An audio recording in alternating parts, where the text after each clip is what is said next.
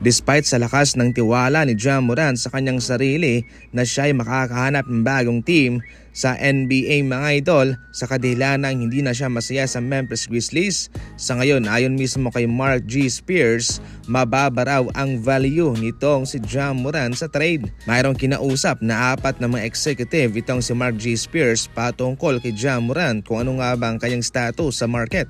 Ayon pa sa mga executive nito, mayroong malaking problema sa combo contract ni Ja Morant at yung kanyang off-court issue. Ayon man sa isang executive, itong si Ja Morant ay isang problem star player para sa isang problemado ng star player. Ayon naman sa isang anonymous NBA coach, hindi raw siya mag-trade para kay Ja Morant kung siya ang gagawa ng desisyon. May issue nga hong player itong si Ja Morant sa kanyang mga pinanggagawa sa mga nagdaang season. Ngunit kung pag-uusapan naman yung skill set, aba maganda ang kanyang maibibigay, isang combo na gwardya, umaatake, tumatalon, nagdadunk mga idol. Ngayon kung mababa ang value mo sa trade market, aba syempre mababa lamang po ang may offer na asset ng team na magte-trade sa iyo.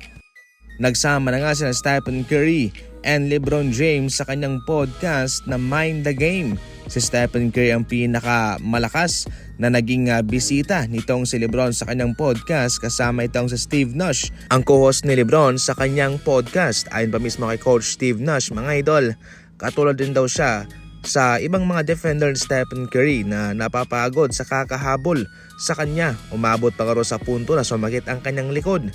At eto na, sinabi mismo ni Steve Nash na I think it's time, if you can beat them. Ayon pa mismo kay LeBron, siya mismo ang sumagot, join them. Mukhang mayroong pa double meaning dito itong si LeBron mga idol sa kanyang sinabi. Well, kabilang rin po siya sa mga naghahabol kay Stephen Curry sa pagdepensa at napapagod. Sa puntong ito ay wala nang dapat pang patunayan pa itong si LeBron at si Stephen Curry. Ang hinihintay na lamang sa ngayon ng kanilang mga fans ay magsama sila sa isang team. Sa Lakers ba ito? O sa Golden State Warriors? Mukhang malabo na sa Lakers, nandun na si Luka, so definitely si LeBron ang pupunta sa Golden State Warriors.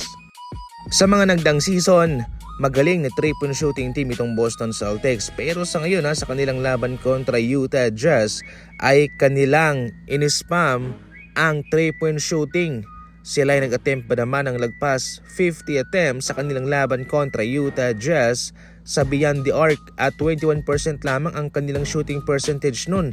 Marami silang mintes. Masyadong ini-small ng Boston Celtics ang kakayahan ng Utah Jazz. Ayun tuloy, talo sila sa dikit na laban. Utah Jazz, batang team, laban sa isang Boston Celtics na mayroon championship experience, diba? Talo sila. Ito yung patunay na pwedeng magbago ang isang kupunan overnight kung sakaling hindi po nila mapapanatili ang kanilang mga manlalaro. Marami po nagbago dito sa Boston Celtics mga idol. From powerhouse team, ngayon ay nahihirapan sila.